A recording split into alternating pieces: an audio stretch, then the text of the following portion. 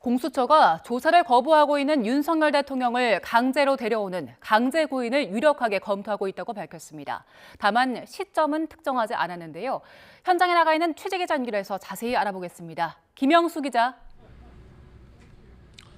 네, 고위공직자 범죄수사처입니다. 네, 윤석열 대통령이 계속해서 조사를 거부하고 있는데 공수처는 어떤 입장입니까? 공수처 관계자가 조금 전에 기자들과 만나서 수사 상황, 조사 상황에 대해서 간략하게 브리핑을 했습니다.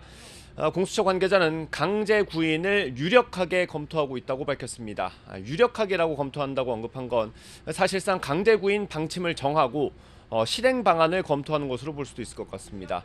공수처 관계자는 구속영장 효력으로 강제 구인이 가능하다는 판례를 근거로 판단했다고 설명했습니다.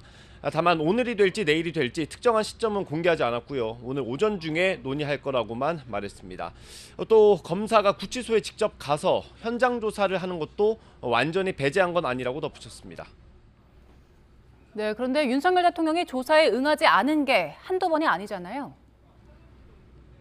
네, 그렇습니다. 윤 대통령은 공수처의 수사와 조사를 전면적으로 거부하고 있는 것으로 볼 수 있습니다. 오늘도 그렇고요. 이전 조사에 불응하면서 공수처에 제대로 된 이유도 설명하지 않은 게 대부분이었습니다. 윤 대통령은 지난 15일 체포된 당일 10시간 40분 정도 조사를 받았고 16일과 17일 조사를 거부했습니다. 그리고 구속된 이후 어제와 오늘까지 모두 4차례 소환 요구에 불응했습니다. 체포된 날 조사에서도 검사 질문에 답하기보단 사실상 자신의 주장만 하면서 묵비권을 행사했습니다. 네, 그럼 앞으로 윤석열 대통령 측은 어떻게 대응할까요?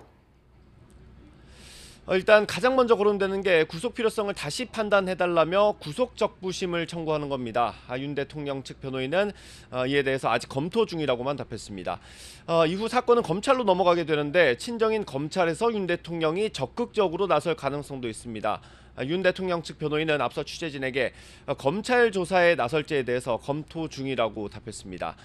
또 윤 대통령 측이 공수처 수사에 대해서 불법이 해소되지 않았다고 했고 공수처에서는 할 말이 없다고 했던 만큼 검찰 단계에서는 태도가 조금 달라질 수도 있을 것으로 전망됩니다. 네, 그럼 이 사건이 검찰로 넘어가는 시점은 언제쯤이 될까요?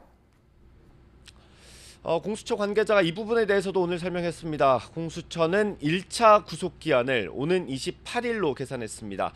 체포 적부심 그리고 구속 전 피의자 신문 기간을 제외한 거라고 공수처 관계자가 설명했지만 정확한 기간은 검찰과 더 논의가 필요하다고 덧붙였습니다. 앞서 사건을 검찰로부터 이첩받을 때 20일 가운데 열흘씩 나눠서 조사하기로 했던 만큼 28일을 전후로 사건이 검찰에 송부될 가능성이 커 보입니다. 공수처 관계자는 다만 이 부분 역시 검찰과 협의가 필요한 부분이라고 밝혔습니다. 지금까지 공수처에서 YTN 김영수입니다.